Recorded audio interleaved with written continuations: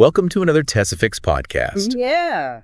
Today, we will be discussing charging and energy consumption, something all EV owners/drivers probably care the most about. For sure. We've got a stack of Model Y manuals right here, Oh, wow. ready to break down the essentials and bust some myths and give you the knowledge to maximize your EV experience. Sounds good. Okay, let's unpack this before we get into the how-tos of charging. Okay. I think it's helpful to get a sense of where all the action happens. Yeah. EV anatomy. You're thinking EV anatomy. Exactly. Okay. Where are those key high-voltage components that make a Tesla tick? Well, the manual highlights the usual suspects, the high-voltage battery, Right. motors, all the cabling, the charge port, and even the heat pump assembly.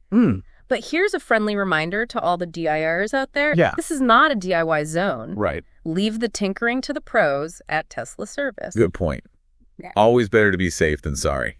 But knowing where these parts live does help us visualize how charging and energy use affect our Teslas, right? Absolutely. It helps connect the dots between what we do as drivers and how it impacts the heart of the system, the battery. And speaking of the battery, the manual has some interesting advice about battery care. Okay. It basically says the best way to treat your battery is to leave it plugged in. Okay. Now, that seems a bit counterintuitive. Yeah. I always thought you were supposed to let batteries fully discharge before charging them up. That's a common misconception. Yeah. And it might hold true for some older battery technologies, but not for the lithium-ion batteries in your Tesla. Okay. Even when idle, your Tesla uses a tiny bit of battery power for things like system checks and the low-voltage battery. Leaving it plugged in prevents unnecessary drain and ensures it's always topped up and ready to go. So the myth about waiting until the battery is low before charging. Yeah. Busted. Busted regular charging is much better for the battery's overall health and lifespan. There's also a pretty stern warning in here about never letting the battery fully discharge. Yeah. The manual talks about potential component damage and even needing a tow truck. Yikes. Right. Tesla has built-in safeguards to prevent complete discharge, but why even go there? Yeah. Think of it like this. Would you intentionally run your gas car until it's completely empty? Definitely not. I wouldn't want to risk damaging my car. Exactly the same principle applies to your Tesla's battery. Okay, let's shift gears and talk about range. Something that I know a lot of people thinking about going electric are curious, maybe even a little anxious about. Range anxiety is definitely a thing. Yeah. But the good news is that this manual is packed with practical tips to help you squeeze every mile out of your battery. Okay. It's all about understanding the factors that impact energy consumption. Like what? Give us the rundown. Well, some are pretty obvious, like driving speed weather conditions and using climate control. Right. But even things like cargo load and those cool aero covers can make a difference. So even packing light for a road trip can help extend the range. Interesting. It can. What about driving habits? Do those really make a significant impact? Absolutely. Aggressive driving jackrabbit starts and hard braking all waste energy.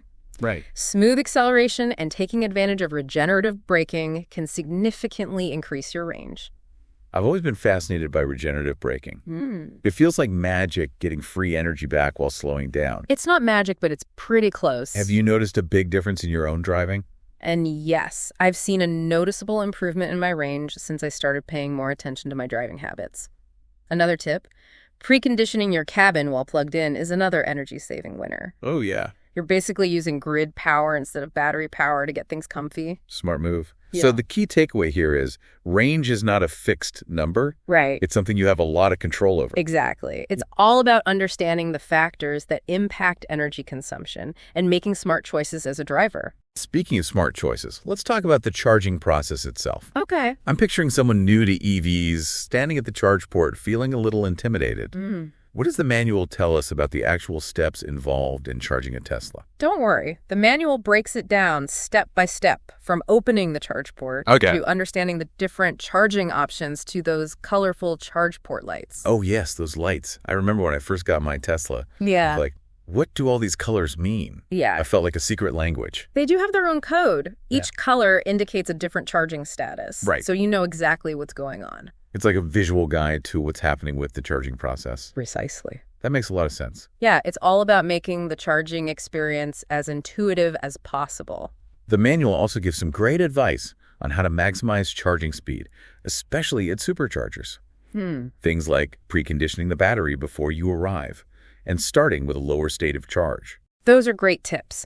Preconditioning your battery by navigating to the supercharger is a game changer. Right. It optimizes the battery temperature for faster charging. Interesting. And starting with a lower state of charge means you can grab those electrons at a faster rate initially. So there's a strategy to charging. Yeah. It's not just about plugging in and walking away. Exactly. It's about working smarter, not harder, when it comes to juicing up your EV. Well, we've covered a lot of ground already. Yeah. From the basics of EV anatomy to some clever charging techniques. For sure. But there's still so much more to explore. Absolutely. We've only just scratched the surface. Stay tuned. Part 2 will delve deeper into the different charging options available to Tesla owners from home, charging to supercharging to destination charging.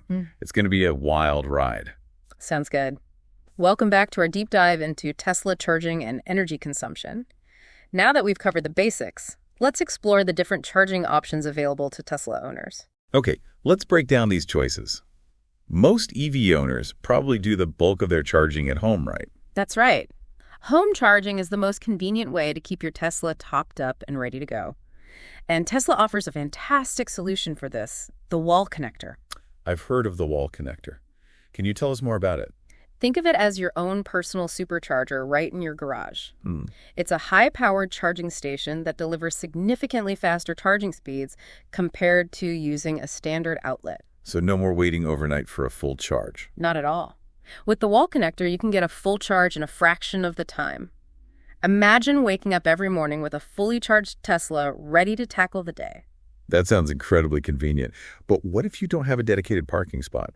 Or you live in an apartment building where installing a wall connector isn't feasible? That's where the mobile connector comes in. It's a portable charging cable that plugs into standard outlets. It's not as fast as the wall connector, but it's a great backup option. Or for those who can't install a dedicated charging station. So it gives you the flexibility to charge pretty much anywhere you can find an outlet. Exactly. It's like having a safety net for those times when you're away from home and need a quick top-up. Speaking of being away from home, let's talk about superchargers. Tesla's network of high-powered charging stations designed for long-distance travel. Superchargers are a game changer for road trips. They can deliver a significant charge in just minutes, making it easy to cover long distances without range anxiety. It's like the EV equivalent of a quick pit stop at a gas station, but much faster. Precisely. You can grab a coffee, stretch your legs, and be back on the road with a nearly full battery in the time it takes to fill up a gas tank. And Tesla is constantly expanding its supercharger network, making it easier to travel to more and more destinations. That's right. Tesla's commitment to expanding its charging infrastructure is one of the things that sets it apart in the EV world.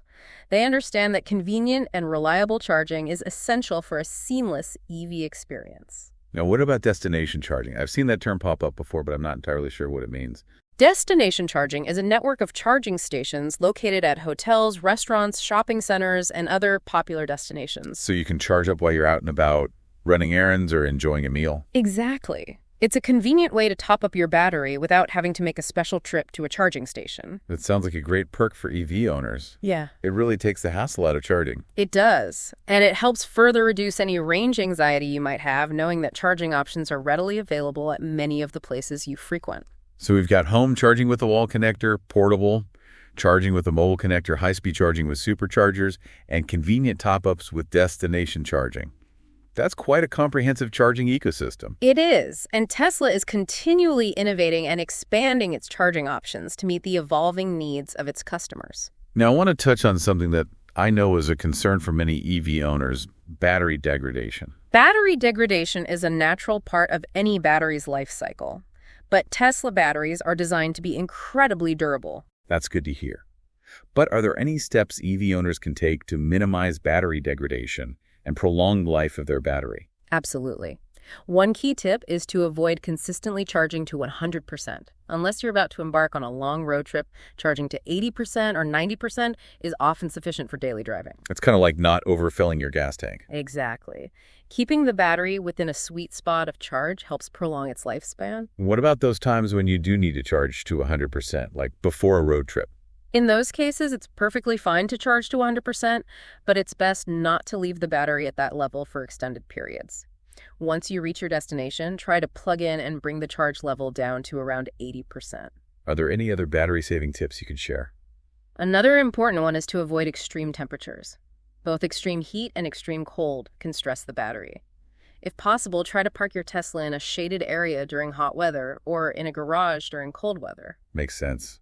Protecting your battery from the elements is always a good idea. Precisely. And remember, Tesla batteries have sophisticated thermal management systems that help regulate their temperature, but it's always best to give them a helping hand by parking in a climate-controlled environment whenever possible. Well, we've covered a lot of ground in this segment on different charging options and battery care. From home charging to superchargers to destination charging, we've explored the various ways Tesla owners can keep their vehicles powered up and ready to go. And we've also touched on some important tips for maximizing battery life and minimizing degradation. But the learning doesn't stop here. In our final segment, we'll tackle some of the most frequently asked questions about Tesla charging, providing you with even more knowledge and insights to empower your EV journey. Stay tuned for part 3, where we'll unlock even more secrets of Tesla charging. Welcome back to the Deep Dive. In this final part of our Tesla charging and energy consumption exploration, we're going to tackle some of those burning questions that pop up for EV owners. Okay. Things that maybe aren't spelled out in the manual, but are super helpful to know. Yeah, consider this our FAQ session for all things Tesla charging. Perfect. So let's jump right in. One question I hear all the time is, how long does it really take to charge a Tesla? That's the question everyone wants a clear answer to. Right. And the truth is, there's no magic number. Okay. Charging time depends on a bunch of factors. Can you break down those factors for us? The biggest one is the type of charger you're using. Okay.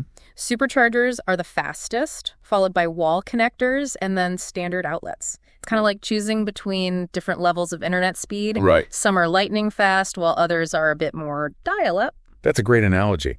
So a supercharger can juice up your Tesla in minutes, while a standard outlet might take overnight. Exactly. But even within those categories, charging time can vary, depending on things like the size of your battery, the temperature, and how much charge you actually need. Okay. It's like asking how long it takes to fill up a gas tank. Right. It depends on the size of the tank and how empty it is. Makes sense. So if I'm on a road trip and need a quick charge, a supercharger is the way to go. Yep. For daily charging at home, a wall connector will do the trick. You've got it. Okay, another question that often comes up, and it's one I definitely had when I first got my Tesla. What's the deal with those different colored lights on the charge port? Yeah. They can be a bit confusing. Think of those lights as your visual guide to the charging process. Each color signals a different status, so you know exactly what's going on. It's like a secret language. Exactly. For example, a solid blue light means the charging cable is connected. Okay. But the car isn't actually charging yet. Okay. Blinking green, that means charging is in progress. And a solid green light means you're all topped up and ready to roll. So it's important to pay attention to those lights. They can help you figure out if there are any issues with the charging process. Absolutely. They can save you a lot of headaches and potential troubleshooting later on. Now here's a question I've seen debated online. Okay. Can you overcharge a Tesla battery? That's a common concern, especially for people new to EVs. Right. But the short answer is no. You can't overcharge a Tesla battery. Really? So I don't have to worry about damaging the battery if I forget to unplug it overnight? You've got it. The battery management system in your Tesla is super smart. Okay. It constantly monitors the battery state of charge and automatically stops charging once it reaches full capacity. It's like having a built-in babysitter for your battery. That's reassuring to know. Yeah. It takes away a lot of the anxiety around charging. Yeah, for sure. And speaking of anxiety, let's circle back to range anxiety. How far can you realistically drive on a single charge? I bet you get asked that one a lot. All of the time. It's definitely a popular topic. Yeah. And while the official range figures you see advertised give you a general idea, Right. real-world range can fluctuate based on a variety of factors. Like what? Things like driving speed temperature, both outside, and how much you're blasting the AC or heat. Elevation changes even how much cargo you're hauling around. Wind can be a factor too, believe it or not. And of course, lead-foot drivers are going to see their range dip faster than those with a more gentle touch on the accelerator. So it's like with a gas car, the way you drive impacts your fuel efficiency. Exactly. The good news is that Tesla vehicles have this awesome energy consumption monitor that can help you track your usage. It's like having a personal energy coach right there in your car, showing you how your driving habits translate to real-world range. Okay, last question. Okay. What should I do if my Tesla isn't charging? I imagine that can be a pretty stressful situation. First, don't panic. There are a few simple things you can check before calling for help. Start by making sure the charger is properly plugged in at both ends. Sometimes it's as simple as that. Then check the circuit breaker to make sure it hasn't tripped.